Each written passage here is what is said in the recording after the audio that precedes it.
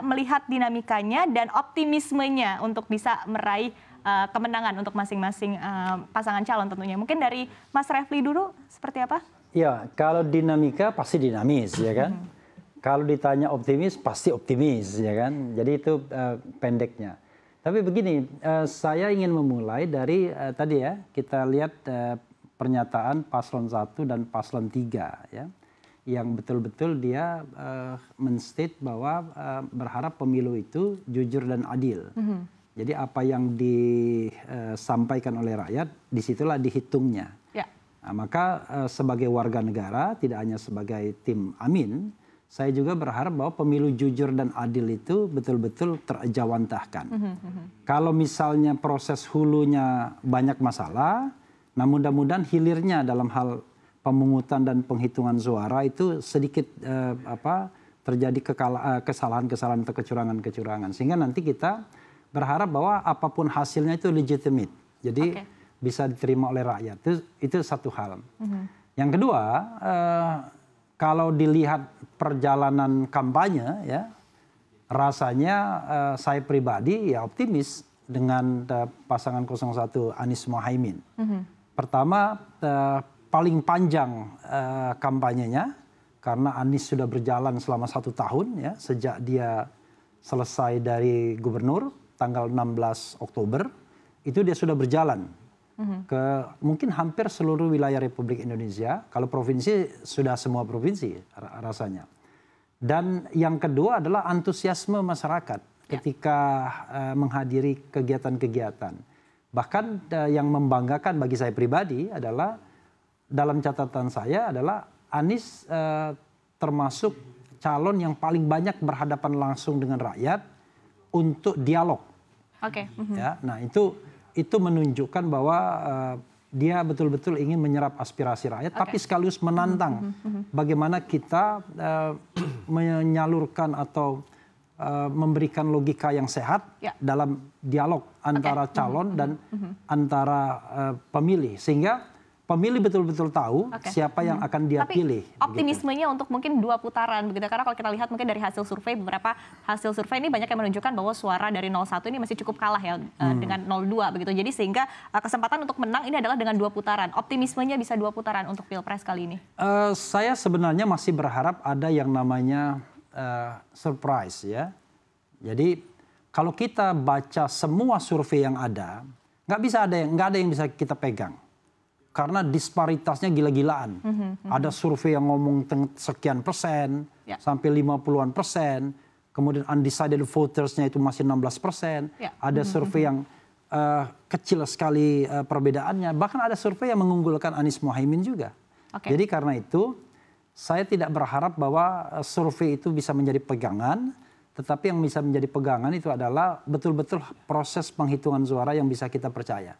Quick count hati-hati juga. Jadi masyarakat jangan kemudian juga langsung percaya pada quick count. Karena quick count ini sebenarnya kan sampling count. Jadi dia tidak dihitung semua, tapi beberapa lembaga survei menempatkan orang-orangnya di TPS-TPS tertentu untuk menghitung.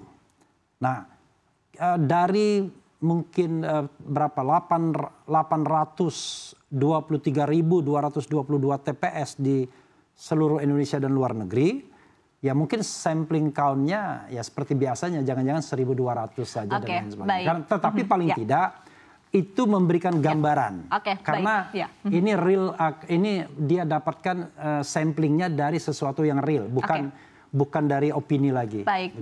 Nah, saya akan ke Mbak Putri nih. Mbak Putri, kalau kita lihat kan 02 ini dari beberapa survei sebetulnya cukup unggul ya, tapi bahkan kemarin ada sedikit dinamika sebetulnya ya, bahkan dalam masa sunyi kemarin, masa ketika kampanye sudah selesai begitu ya, kita ketahui juga bahwa muncul satu bahkan film begitu ya, Dirty Vote begitu, dan ini juga cukup memberikan penasaran tentunya bagi masyarakat apakah ini film akan sedikit menggemboskan suara dari 02. Tapi optimismenya dari 02 sendiri bahwa akan berlangsung 1 putaran, which is kalau 1 putaran tampaknya kesempatan lebih besar ke 02 begitu ya, seperti apa Mbak?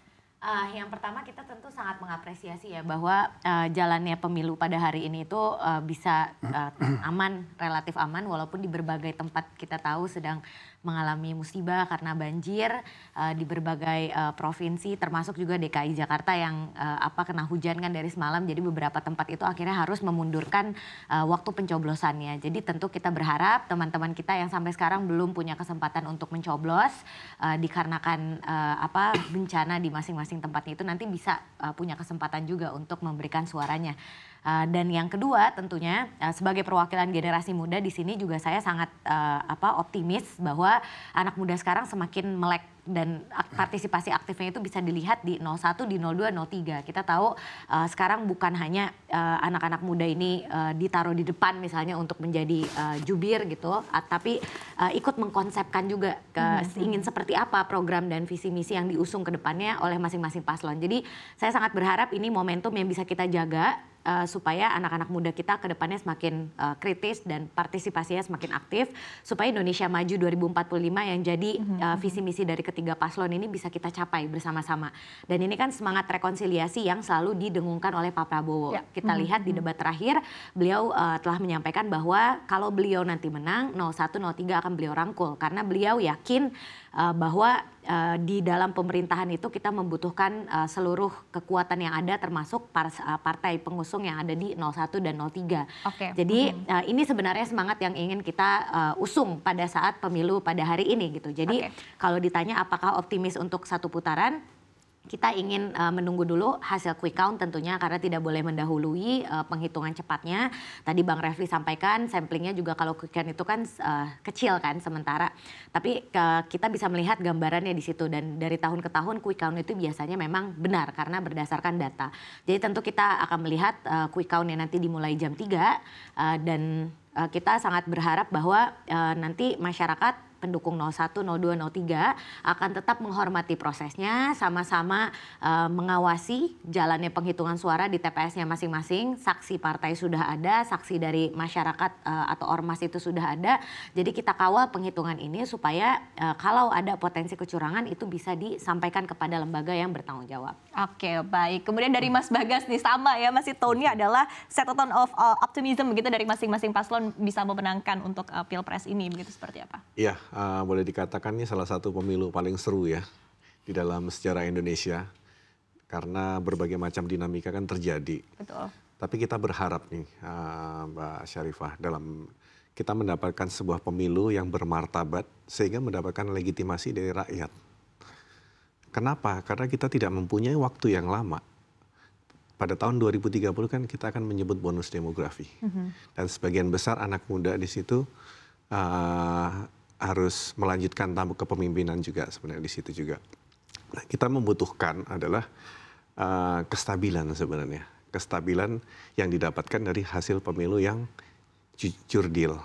Dan harapannya ke depan kita sama-sama sambil menunggu optimisme tetap ada di kubu Pak Ganjar dan Pak Mahfud. Karena saya datang sendiri ke kampanye-kampanye Pak Ganjar di daerah-daerah.